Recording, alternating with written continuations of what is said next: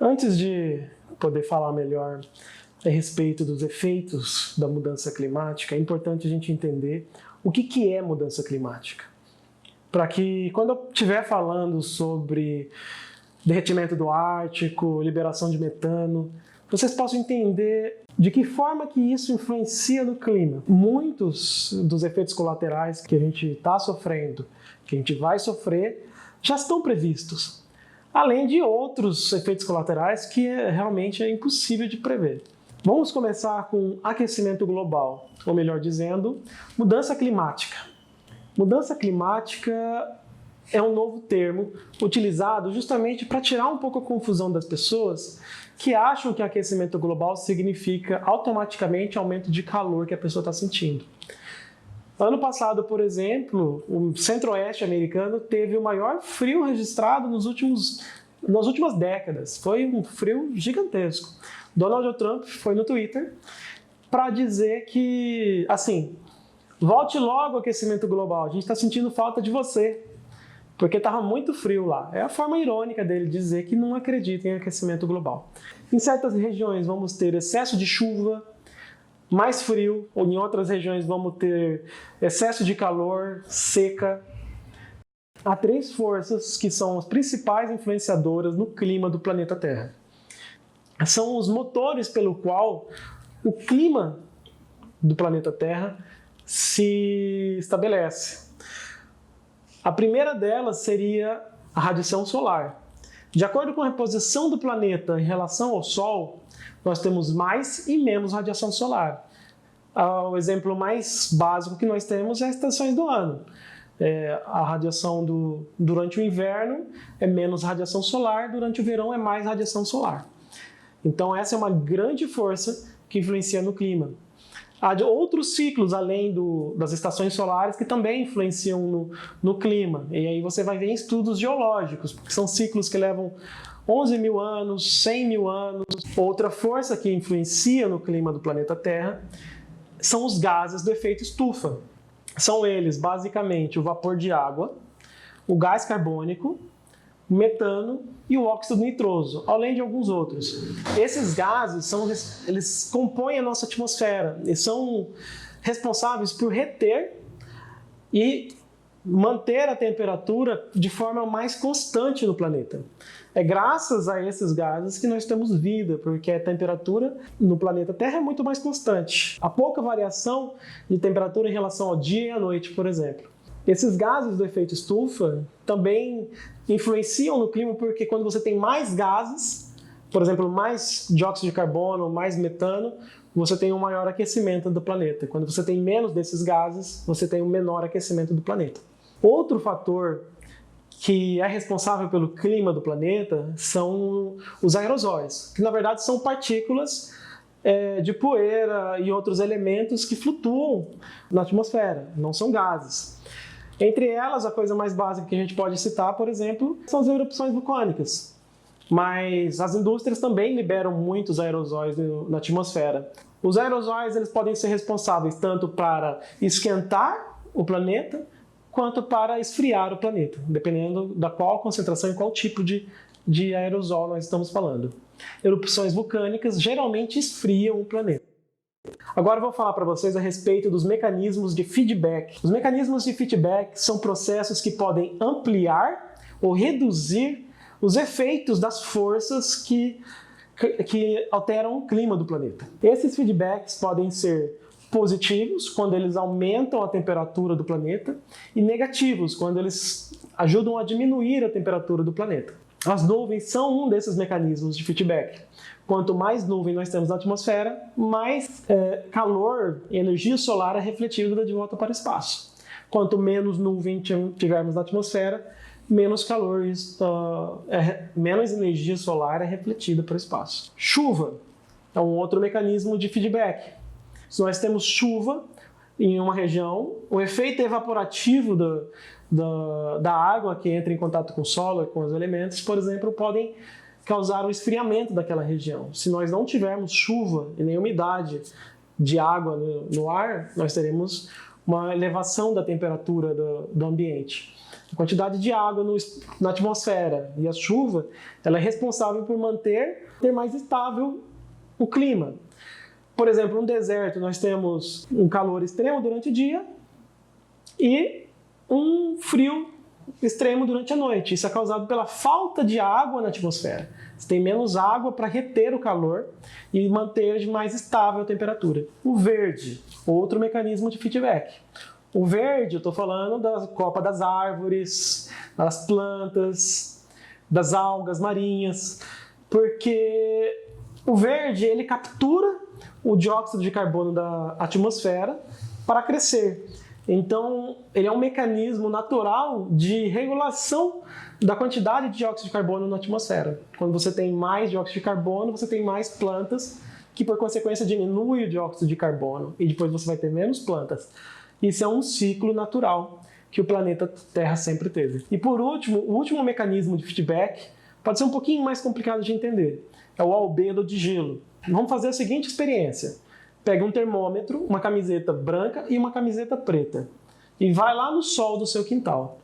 Coloca o termômetro debaixo da camiseta branca por 1 minuto e veja a temperatura que ficou. Depois troca, coloca o termômetro na camiseta, debaixo da camiseta preta por 1 minuto e veja que temperatura ficou. Você vai ver que o termômetro debaixo da camiseta preta está muito mais quente. Porque o que acontece? A cor preta ela absorve muito mais calor do que a cor branca. A cor branca reflete o calor, ela reflete a luz, a radiação solar. O gelo que está nas calotas polares são brancas, elas refletem a energia solar. Então, quanto mais gelo eu tenho, mais energia solar, radiação solar é refletida. Quanto menos gelo eu tenho, menos energia refletida. O que tem debaixo do gelo? Um oceano escuro, uma terra escura. Então, quando o gelo acaba, a superfície do planeta passa a absorver muito mais calor, causando um aquecimento global. É por esse motivo que o derretimento das calotas polares é um efeito tão temido.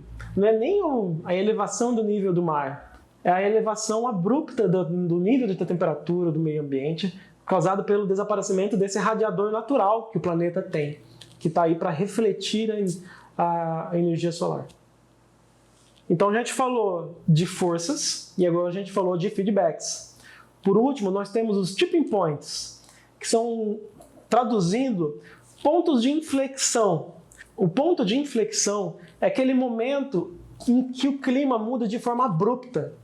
Por exemplo, correntes oceânicas.